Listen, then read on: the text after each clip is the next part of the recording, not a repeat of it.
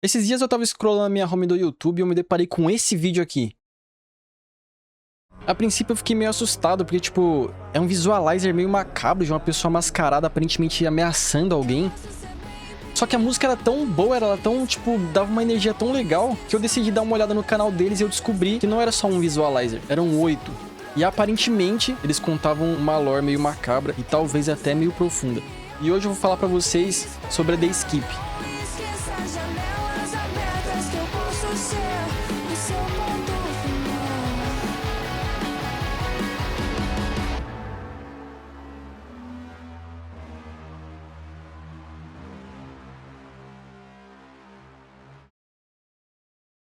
A The Skip é uma banda de Marataízes lá no Espírito Santo e ela é composta por 4 integrantes: o Johnny, o Caio, a Bárbara e o Gabriel. Mas quem começou tudo a banda de verdade foram o Johnny e o Caio lá na época do ensino médio. E desde o começo a vontade deles era meio que fazer a banda ser algo da vida deles, sabe? Tipo, o trabalho, eles queriam viver a banda de verdade. E durante essa época eles tiveram muitas pessoas passando pela banda que não tinham o mesmo intuito, não, o que é normal, porque é época de ensino médio, a galera quer fazer outra parada, só que eles queriam muito fazer dar certo. E mesmo a galera não estando na mesma brisa que eles, isso nunca foi motivo pra eles pararem. Então eles continuaram tentando se encontrar só os dois, fazer a banda funcionar só com os dois mesmo. Só que não tava dando certo. Até que um dia, a namorada do Johnny falou pra ele que conhecia uma amiga dela que cantava, e como a banda já não tava dando muito certo e o Johnny não tinha nada a perder, a primeira coisa que ele fez foi mandar uma mensagem pra ela. E adivinha quem que era? Era a Bárbara. E assim, o Johnny e o Caio, eles tinham uma gravação marcada, só que era um lugar muito, muito longe. Era tipo o interior do interior. E aí o Johnny mandou uma mensagem pra Bárbara convidando ela pra ir junto com eles gravar. E imagina a cabeça da Bárbara recebendo uma mensagem de um cara estranho, chamando ela pra gravar uma música num lugar muito longe. Tipo, obviamente que ela ia recusar,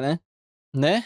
Bom, na verdade ela acabou aceitando o convite e foi aí que eles gravaram juntos pela primeira vez. E foi muito legal, porque eles se juntaram pela primeira vez, gravaram e começaram a fazer, tipo, músicas experimentais que são totalmente diferentes do que elas são hoje. E eles começaram a receber convite pra fazer show na cidade deles. Só que meio que as músicas experimentais que eles estavam fazendo era uma parada meio eletrônica e tal, então, tipo, eles meio que ficaram sem saber, porque se fosse pra fazer um show com as músicas que eles estavam fazendo, eles iam ter que, sei lá, plugar um pendrive lá e cantar por cima, ia ficar um negócio meio estranho. E aí surgiu a necessidade de transformar a The Skip numa banda de verdade, né? Com instrumentos, com vocal, com tudo organizadinho pra eles conseguirem fazer show quando desce. Até então eles tinham o Johnny, que tocava guitarra e ajudava no vocal, a Bárbara, que cantava, junto com o apoio do Johnny, e o Caio, que tocava baixo. Só faltava um detalhezinho muito, muito pequenininho. O baterista, que é basicamente o coração da banda. Pra quem não sabe, o baterista, ele é o coração da banda. Ele é quem dita o ritmo das músicas, principalmente ao vivo. Então eles precisaram urgentemente encontrar um baterista e foi, tipo, uma missão muito impossível. Porque eles achavam gente uma atrás da outra e a pessoa não dava certo e aí precisava sair. E quando eu falo pra vocês que foi difícil, acreditem em mim, foi muito difícil. Eles começaram a fazer algumas postagens no Instagram falando que eles estavam fazendo teste pra baterista novo pra banda e tal. E sempre tinha um cara que não tinha foto de perfil e nenhuma postagem, e ele respondia, interagia muito com o Instagram da banda. E ele falava que ele queria participar do teste. Só que o fato dele não ter nenhuma foto no perfil e não ter postagem nenhuma, fica um pouco estranho, então eles meio que ignoraram por um tempo. Até que depois de tanto ele insistir, num dia aleatório, eles resolveram dar uma chance, e adivinha quem que era o cara que não tinha nenhuma foto no perfil? Isso mesmo, o Gabriel. E meio que deu certo, tipo, de primeira, assim, porque as referências que ele tinha e as ideias dele batiam muito com a banda. Então eles se juntaram os 4 e eles resolveram gravar o primeiro EP, o Nômada. Espero que eu tenha falado certo, eu acho que é Nômada mesmo. E aí eles fizeram uma aventura muito legal, porque assim, o avô do Gabriel, ele tem uma casinha que fica na frente da praia. Então eles pegaram tudo que eles tinham e se juntaram por 15 dias nessa casinha da praia pra gravar o EP. Você conseguiria ficar 2 semanas isolado em uma casa com seus amigos? As condições seriam sem internet, TV ou contato com outras pessoas. Foi isso que fizemos pra focar 100% na gravação do nosso primeiro EP. Decidimos jogar nossos instrumentos no porta-malas e levar tudo pra uma casa isolada na praia, emprestada pela família do Gabriel, nosso baterista. Sem internet, dormindo e acordando com o som do mar, várias horas gravando as vozes em um banheiro cheio de colchões, brincando igual loucos na praia, como se não tivéssemos contas pra pagar, né? A gente tinha, hein, mano? Os cachorrinhos que viviam pela praia nos acompanharam o tempo todo, principalmente na hora de comer. Todo mundo que gosta de arte deveria ter essa oportunidade de reservar um tempo pra focar apenas no seu trabalho, sabe? Em nossos bloqueios criativos, simplesmente parávamos e íamos dar uma volta na praia ou fazer algo pra comer. Fizemos até um luau de Halloween. Foi a primeira vez que cantamos as músicas do nosso EP em público. No fim de tudo, voltamos pra casa com nosso EP de estreia chamado Nômade. E eu nem acredito que já está disponível em todas as plataformas. É só pesquisar pela banda The Skip. E eles gravaram e tudo parecia muito bem encaminhado, só que tinha um porém. O Gabriel, ele tava ali meio que entre os 18 e 19 anos dele. Infelizmente, vocês sabem que nessa época tem aquela pressão social de ter que achar uma faculdade, ou ter que achar um trabalho de verdade, ou algo assim. Basicamente, ter que construir um futuro melhor. Então, o Gabriel acabou deixando a banda e ele se mudou pra outro estado pra fazer faculdade. Só que nesse meio tempo, a banda foi chamada pra fazer um show na cidade deles. E eles ficaram surpresos com o tanto de gente que tinha lá. Era coisa de, tipo, umas 300 pessoas pra escutar e curtir a música deles. E isso numa cidade pequena é um absurdo. E detalhe, o Gabriel participou desse show, ele até cantou no show. A gente tocar essa música sem um cara que foi importantíssimo na construção da pesquisa. Ele foi o cara que produziu com a gente no CP. Por alguns motivos ele teve que seguir o caminho dele, mas ele tá aqui com a gente hoje. E ele é o maior fã do Super Bowl.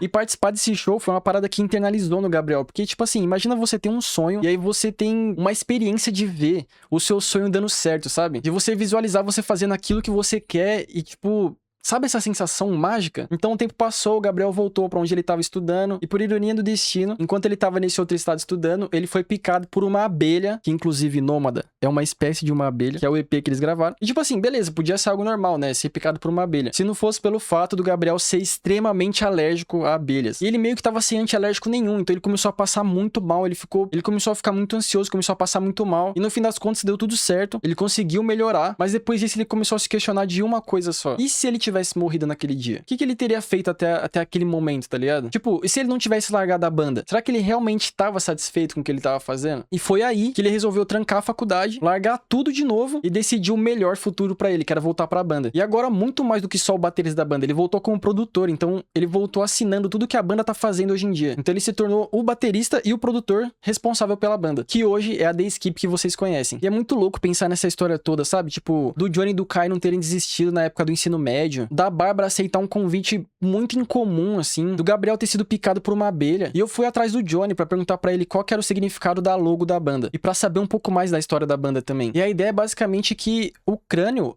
é uma fortaleza que guarda tudo aquilo que compõe um ser humano, tipo as ideias, os conceitos, as crenças. E essas coisas são representadas pela borboleta. E a ideia de ser um crânio rompido e as borboletas saindo, representa, tipo, o rompimento disso mesmo, dessa muralha. Deixando tudo que a gente é exposto de verdade. Que é o que eles fizeram quando eles decidiram criar a banda. Então, o fato deles terem tomado cada decisão que eles tomaram até chegar nesse ponto, onde eles estão hoje, tenha sido, de fato, esse rompimento, sabe? Foram eles expondo quem eles realmente são e o que eles realmente querem. Então, eles seguiram o sonho deles, a vontade deles, e hoje eles são a The Skip, sabe? Tipo, é muito lindo de ver todo esse significado. E o que me deixa mais empolgado é toda essa lore que eles estão trazendo nesses dois EPs que eles soltaram. Basicamente, é o Atro e o Alvo, que são dois EPs meio que o contrário um do outro. Eu esqueci qual que é a palavra, mas eles são, tipo, o oposto. O Alvo é uma paradinha mais feliz, um negócio mais divertido. E o Atro é aquela parada mais pegada, mais pesada, assim, mais rock, sabe? E quando eu fui atrás do Johnny pra perguntar sobre a banda e pra entender mais sobre eles, ele me disse que eles gostam muito de Super Combo, de Fresno, de Bad Homens,